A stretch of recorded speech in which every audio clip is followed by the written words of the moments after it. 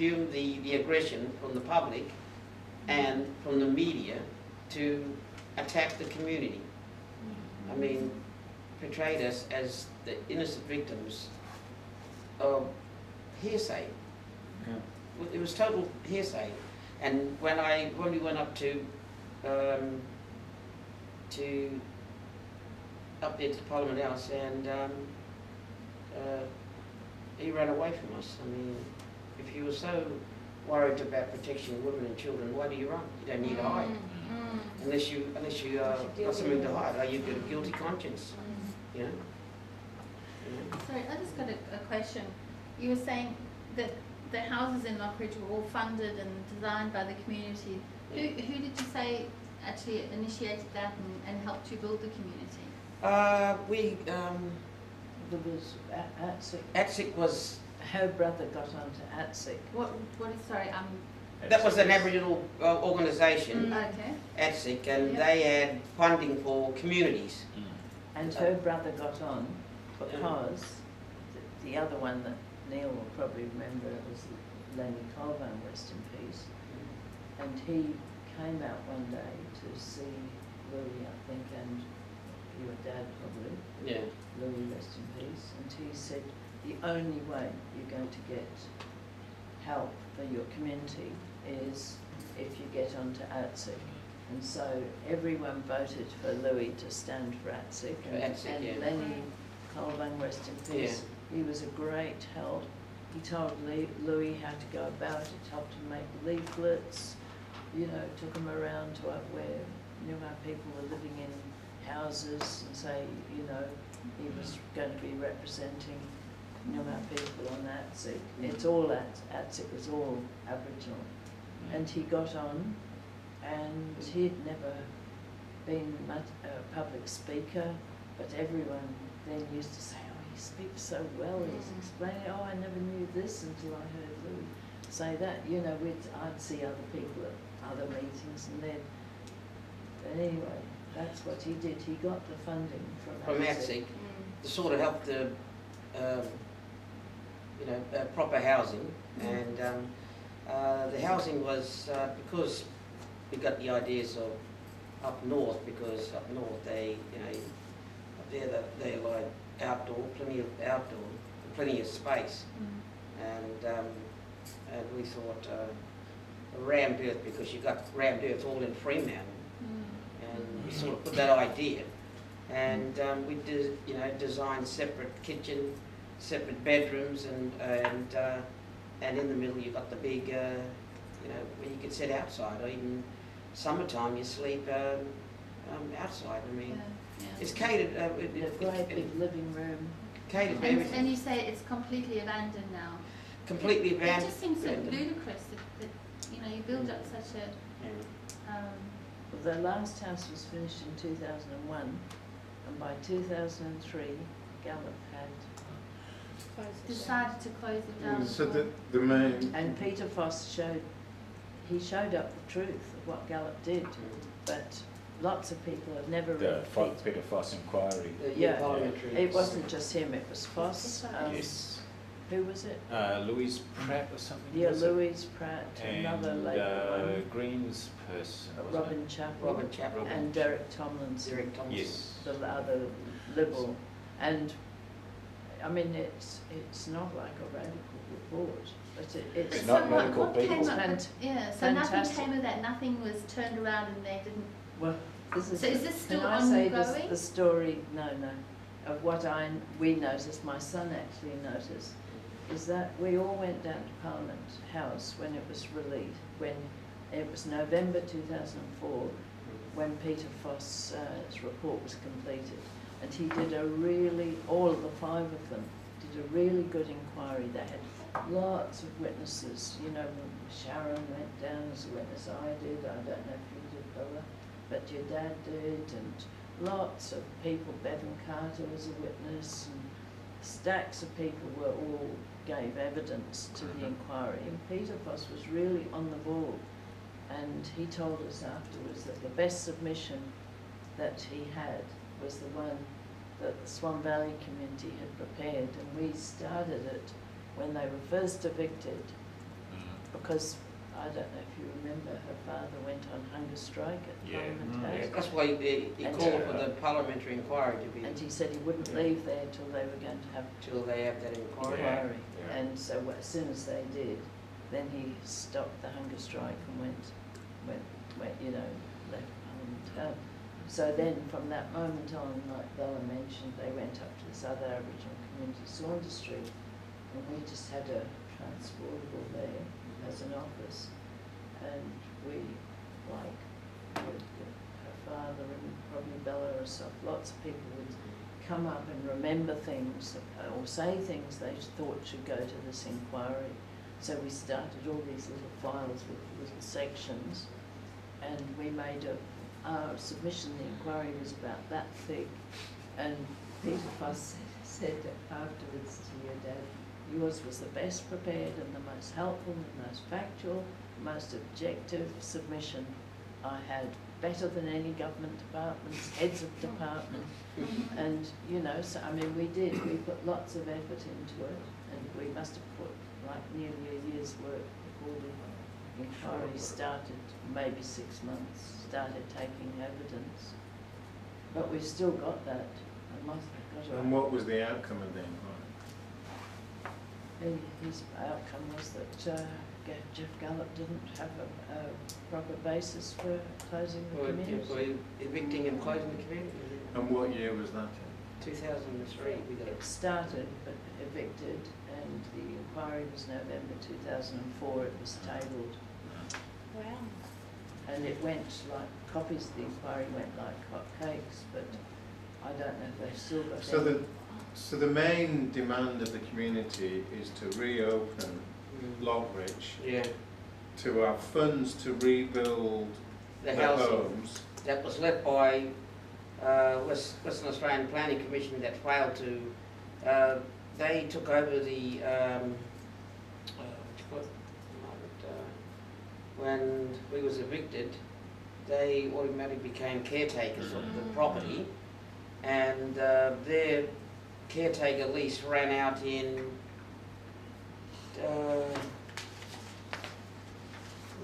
2005. Their lease ran out.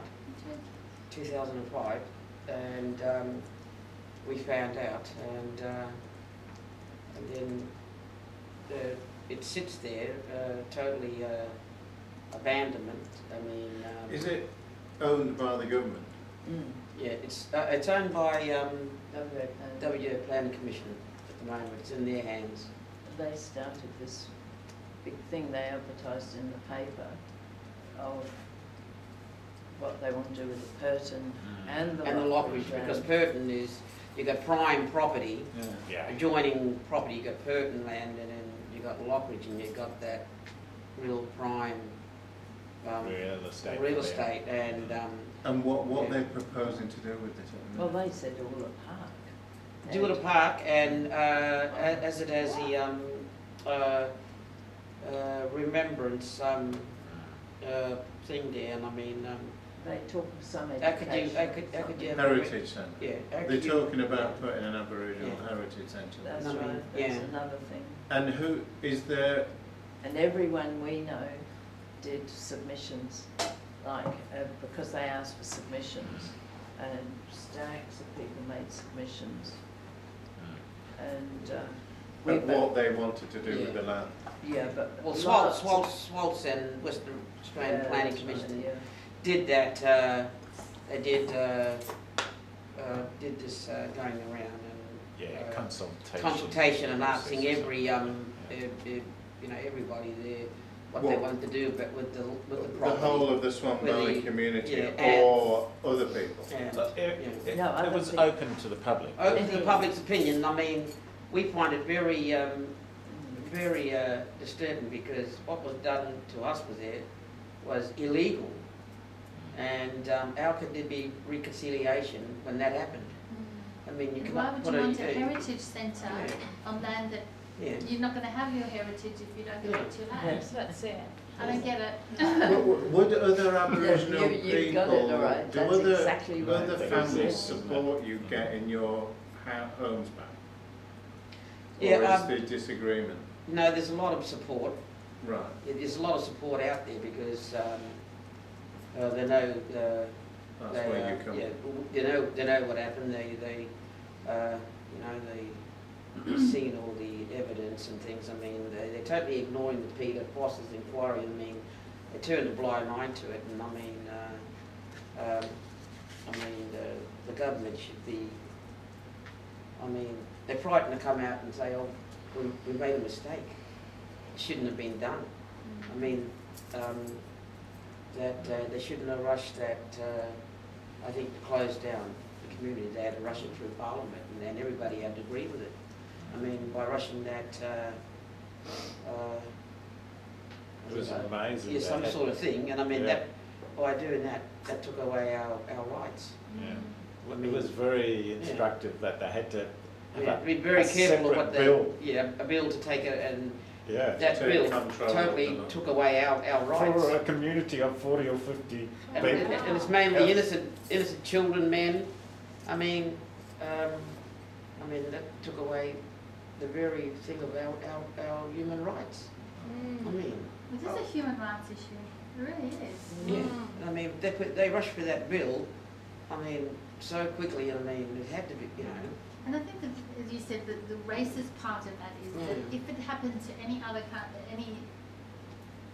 community, the whole world would have been in an uproar because it's but because the Australians are we are so racist in their outlook is that it wasn't a big deal. Just pass the bill, do this because so it's a huge.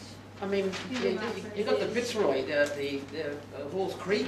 There's, there what happened up there with that intervention. I mean, they had it all wrong. I mean, did they make all the fellas homeless up there? I mean, did they kick them out? I mean, what they did to us was vicious. I mean, and very everything, and that's why I sometimes think so. What's going on here? What I'm wondering is there anything the community is planning to do now, and what support are you looking for? Is there any sort of campaigning that you're doing, or in what way can we help, obviously, if we want to get it back on the agenda? But I guess the question is, how do we get? I think a concrete thing people can really get hold of is giving people back their homes and letting people live on that land. How do we achieve that? Or how can we support you in getting that? And I'm thinking obviously the 23rd of October is the court date. We could maybe call, I'm just thinking maybe we need a specific petition going demanding give us back our land. Give us back our homes and our land. We're homeless. We could get just a specific petition going on our stalls and send it out to the community to say please support. That's something people could all agree on. Can't argue about. There's no. And I think just also a pointer about there was an inquiry and what the results of the inquiry were. What was the inquiry called again? Peter Foss report. No, that's how the media. It was called. Be some It was Upper House Parliamentary Inquiry into the reserves in brackets reserve 43131. Yeah, they named it 341. Do you have it specifically so we can? Sorry. Have you got any? A copy. A copy of it? We've of got the inquiry? Of the actual inquiry? We've got one copy left. We did have I don't know, 30 or more, but we've given them to people. Yeah, well, It might be online then. Because it'd be. well, maybe we'll. But if you've got I'll the come whole to your title, place yes, and we'll. Yeah. Maybe we can photocopy the most photocopy. important pages. Could you write it down for us? Yeah. And then we'll search for it. But, I mean, the first thing I think, I keep meaning to do it, I never do it, just we have so many other things, but I think the first thing would be to ring the Legislative Council and ask them if they've got it. Yeah. If they, and I don't know if they, whether they'd have it online. They must have it on there. Must be They're online going to have somewhere. to. That's Yeah. It's a public document. A It public must be there. document. Yeah. Yeah. And I mean, maybe you can just look on Legislative Yeah. Council website, it might be there. Yeah. I don't know, you know. Don't put the Because, thing. I mean, Yeah. Sue's right, had it been Give a us bunch the of white full people name. kicked off their land and kicked out their houses, there would have been an international outcry. And I remember very clearly when it happened, the government were attacking your father, who was, by the way, an incredibly eloquent speaker on behalf of, I think not so. just of the Noongar community, but of ordinary working people in Western Australia. And that's why they attacked him, because he was politically getting one over on them time after time after time, and there was a tremendous media war against that community. It was I just think, I think that was one of the aim is to silence it, because he was Yes. Yeah. he was an activist and they didn't want an activist that, you know, speaks too much or Exactly. voices his opinion against certain issues, and to silence him, you sort of do things. You you bribe people, and you totally turn your back on family and values, and you take out the main person Yeah. that That's right. speaks, That's right. and you take him out, and then what's left is that you make everybody homeless, and what's standing Divide there them is and what's standing there is a prime property and everything that, you know, Divide and rule. divided and things. Mhm. You get rid of him out of the way, and then, you know, you and that's how I think that's why Dad's seen that coming, because he's a person that if he doesn't back off, he doesn't shy of what No, we what he thinks, Yeah. and if he says politically, you know, he says it, and I mean that's might have been his downfall for that, but. He stood up for what he But believed. but Yeah. also he left a legacy that absolutely. Yes. Fighting people will never forget. That's right. He's forever remembered by, around Perth now, you know. So he has done a hell of a lot of good, really. I think that's very important to say. I mean, he was I think he's the one that he opened the door for that native title to be recognised in the metropolitan area, Right. and he was the only one that kept at it, and the other Noongars thought, oh no, you're not going to do it. You know, other people said, oh no, you won't get native title in a city, you will never do it. And then he went, and then till something came out of it. And then he opened the doors and everybody came in. And I mean, that's what's so powerful about him. I mean, he left something behind. Yeah. You either got to love him or hate him. You know, that's. But really, the only people with an interest in hating it are the rich and powerful of the city. That's right. You know, And the racists. average everyday Joe on the street, they may think that they hate him, and you know they may have read the newspapers and think that he should hate him, but they don't have an actual interest. Well, we was really disgusted because they kept attacking Father Hickey.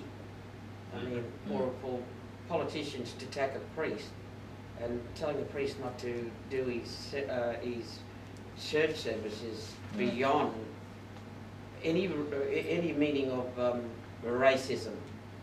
I mean, but Father Hickey came out and because he did some of our families, you know, family members.